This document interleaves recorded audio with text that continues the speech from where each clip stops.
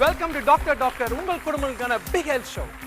இன்னைக்கு சிச்சுவேஷன்ல பாத்தீங்கன்னா காலையில ஸ்கூலுக்கு ஒரு அப்பாங்கெல்லாம் ஒரு அழுக்கு டிஷர்ட்டும் அவசர அவசரமாகவும் கிளம்பி சுத்தமாகவும் சூப்பராக இருக்க அவங்க குழந்தைங்களை கூட்டு போய் ஸ்கூல் வாசல் இறக்கி விட்டுட்டு பத்திரமா போய் சேர்ந்துட்டி அப்படின்னு ஊத்து ஊத்து பார்த்துட்டு இருப்பாங்க. இதே மத்தியான டைம்ல பாத்தீங்க அப்படின்னா அம்மாங்கெல்லாம் குழந்தைங்களை பிக்கப் பண்ண வராங்க, ரொம்ப சூப்பரா ப்ரெசென்டெல்லாம் வராங்க. ஆனா அதே குழந்தை போறப்ப எவ்வளவு தயக்கமாகவும் கிளீனாகவும் உள்ள போற அந்த குழந்தை ஈவினிங் மறுபடியும் ஸ்கூலை விட்டு வர்றப்போ அழுக்காவும் கசகன சட்டையோடையும் தலைஞ்ச கலையோடையும் ஒரு ஒரு கரையோடையும் வர்றப்போ பார்க்குறப்போ காலையில் இருந்ததுக்கு அப்படியே அப்சைட் டவுனாக அந்த குழந்தை வருது வெளியே. இன்னைக்கு உலகத்தில் இருக்க ரியாலிட்டி இதுதான். ஆனால் க்ளீனாக இருக்கணும், நோய் தொத்திக்கும் அப்படின்னு அம்மாங்கெல்லாம் பயப்படுறாங்க. இந்த மாதிரி சுச்சுவேஷனில் இன்னைக்கு சுத்தம் அப்படின்றது எது, அழுக்குன்றது எது, இதனால் என்னென்ன பிரச்சனைகள் வரலாம், என்னென்ன பிரச்சனைகளை அவாய்ட் பண்ணலாம் அப்படின்றது தான் இன்னைக்கு ஷோவில் நம்ம மெயினாக டிஸ்கஸ் பண்ண போகிறோம். சுத்தம் அப்படின்னு சொன்ன உடனே முதல்ல ஞாபகம் வருது பெண்கள் தான், அதுவும் பர்டிகுலராக அம்மாங்க தான். ஸோ இன்னைக்கு ஷோவில் வந்திருக்கோம் எல்லாருமே லேடி டாக்டர்ஸ் தான். ஃபர்ஸ்ட் எப்போவும் ஷோக்கு போகிறதுக்கு முன்னாடி டாக்டர்ஸ் அறிமுகப்படுத்திடுவேன். இன்றைக்கும் அதே செய்ய போகிறேன். முதல்ல டாக்டர் கல்பனா பரணிக்குமார், இவங்க வந்து ஒரு குழந்தைகள் நல மருத்துவர். ரெண்டாவது டாக்டர் அனிதா, இவங்களும் ஒரு குழந்தைகள் நல மருத்துவர். மூன்றாவது டாக்டர் மாதுரி பிரபு, இவங்களும் ஒரு குழந்தைகள் நல மருத்துவர்.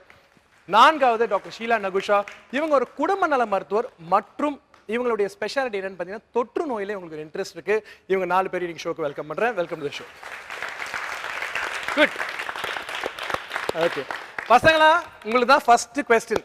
உங்க வீட்டில் எல்லா அம்மாங்களும் இதை செய்யுங்க அதை செய்யுங்க இதை செய்யக்கூடாது அதை செய்யக்கூடாது ஒரே தொல்லை போட்டு பிச்சு எடுத்துருவாங்க. சுத்தம்ன்ற பேர்ல உங்களை எப்படி எல்லாம் டார்ச்சர் பண்றாங்க? வீடு க்ளீனாக வச்சுக்க சொல்லுவாங்க, க்ளீன் பண்ணலன்னா அடிக்க வருவாங்க. அடிக்க வருவாங்களா? அப்படி என்னது க்ளீனா வச்சுக்க சொல்றாங்க? பெருக்கணும்னு சொல்லுவாங்க. பெருக்கணும்னு சொல்றாங்களா? Okay next. ஸ்கூல்ல இருந்து வந்த பிறகு எப்பயும் கை கழுவுன்னுவாங்க. ஓகே. அப்புறமா வீட்டில் குப்பை போடாத, வீட்டில் குப்பை போடக்கூடாது. வேற? ரெஸ்ட் ரூம் போயிட்டு வந்த உடனே கை கழுவுன்னுவாங்க. உனக்கு எதுவுமே பிடிக்காது? எதுவுமே பிடிக்காது. எதுவுமே பிடிக்காது. ஓகே பின்னாடி கொடுங்க. வெளியே போகும்போது ஸ்லிப்பர் போட்டுருந்தா போகணும். ஓகே வெளியே போறப்ப ஸ்லிப்பர் போட்டு போகணும், தரையில கால் படக்கூடாது, ஸ்லிப்பர் போட்டுக்கணும். Okay right. வேற? மண்ணில் விளையாட்டு வந்தா போய் குளிச்சுட்டு வான்னு சொல்லி தொல்லை பண்ணினே இருப்பாங்க. குளிக்கிறது எவ்வளவு கஷ்டம்? கொஞ்சம் கஷ்டம். கொஞ்சம் கஷ்டம். கொஞ்சம் கஷ்டமா? இது எவ்வளவு பரவாயில்ல. கொடுங்க நெக்ஸ்ட் ஆள் கொடுங்க. கீழே ஏதாச்சும் ஜூஸ் பால் ஊத்திட்டா எண்ணெயை துடைக்க சொல்றாங்க. ஓ நீ தானே ஊத்துற கீழே, அப்ப வேற யார் துடைக்கணும்? அம்மா தான் துடைக்கணும். அட பாவி, நீ சரியான நீ பொழைச்சிக்க. நீ நெக்ஸ்ட் ஆளு. தினமும் வெளில போகும்போது ஸ்லிப்பர் போட்டு போக சொல்லுவாங்க. அதுக்கப்புறம் காலையில் ஸ்கூலுக்கு போகும்போது குளிச்சுட்டு போக சொல்லுவாங்க.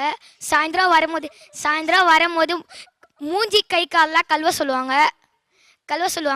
அப்புறம் நைட்டு ஒரு வாட்டி குளிச்சுட்டு பாடுறா அப்படி கசகசன்னு இருக்கும். அப்படி உனக்கு தண்ணி ஏதாவது பிரச்சனையா? நானும் பார்த்துனே இருக்கேன், கை கழுவ மாட்டேன், குளிக்க மாட்டேன், துடைக்க மாட்டேன், தண்ணி உடம்புல பட்டாலே ஏதாவது அலர்ஜி மாதிரி புலம்புறேன். ரைட் டாக்டர்ஸ், இந்த சுத்தம் அப்படின்றது பேரண்ட்ஸோட மனசுல எப்படி பரவி இருக்கு?